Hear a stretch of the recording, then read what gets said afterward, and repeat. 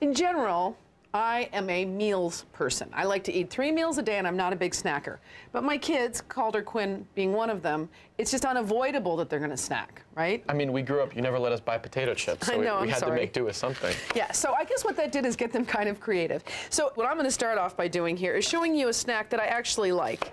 And I make it and keep it in the fridge for when I actually do feel like snacking. And I think you're going to like it, because all your life, Calder, I couldn't get you to eat tuna fish.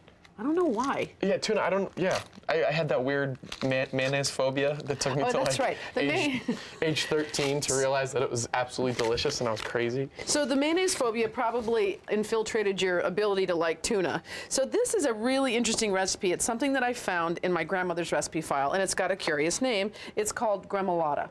Tuna gremolata. What is regular gremolata? Gremolata is usually chopped parsley and a little bit of lemon, and it's put on top of a stew or like ossobuco or something like that. To like brighten up the flavor. Exactly. So I have some fresh oil-packed tuna, which is really delicious here. You can just get this into With the oil in here? No oil. Just do you have a fork? Let me give you a fork. Okay, so get the tuna out, get it into the food processor, and we want to pulse it to kind of break it up a little bit. But like, I could totally use just the regular old canned water-packed tuna, right? Absolutely. Any tuna you want is perfect. Since I'm not a big snacker, if I'm gonna snack, I'm gonna go with the best ingredients. So I have 1 onion here, and I'm just rough chopping it. Everything's gonna go in the food processor, and I don't really need to have this in small pieces because it's gonna get pulsed in the blender with everything else. So did I hear you tell me that you want me to pulse it in stages, or did I just make that up? No, in stages. You wanna make sure that you get the tuna broken up first. That's great. Okay. And then I've got a garlic clove in here. If you wanna put those 2 things in, the onion and the garlic clove. I want fresh parsley, 3/4 of a cup. Oh man, this is already smelling great. Doesn't it smell good? Yeah.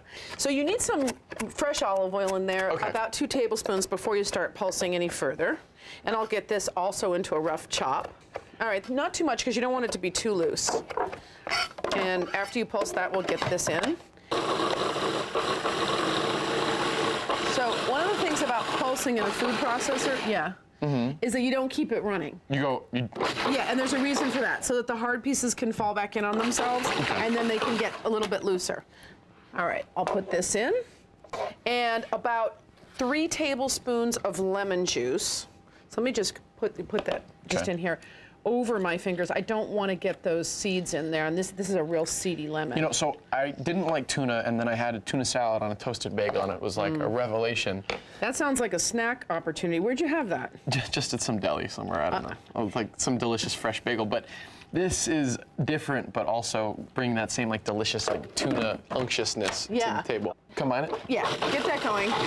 And last but not least, I love capers in this. I love to buy them packed in salt. The only thing is you have to really drain them and wash off the salt. The reason I like that is because it tastes more like a caper and less like vinegar. If you want to use vinegar capers, that's fine too. So we don't want to get the capers too broken down, so really do the pulsing thing here. A little bit more. Little more. Okay, take them off.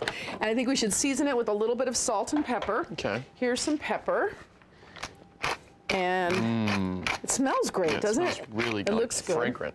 Tuna can be a little bit salty, so not too much, just a tiny little bit. Can you pass me the serving bowl, please? Oh, sure. Now, let me show you how I like this snack. I think that it's nice to have fresh vegetables. We have some little baby fennel, some radishes, some carrots. And so I'm taking this now from just being something he might slap onto a bagel, and I'm turning it into, oh, maybe somebody stopped by and I want to have something to just bring out. And then it turns into a really beautiful crudité platter. So that's the nice thing about something like this. It's so versatile. Let's take a little bit. Oh, and then crackers too.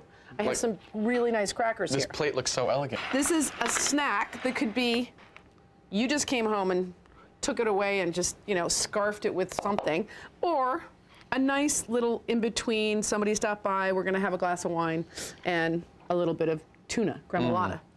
Unexpected, but really good. Delicious.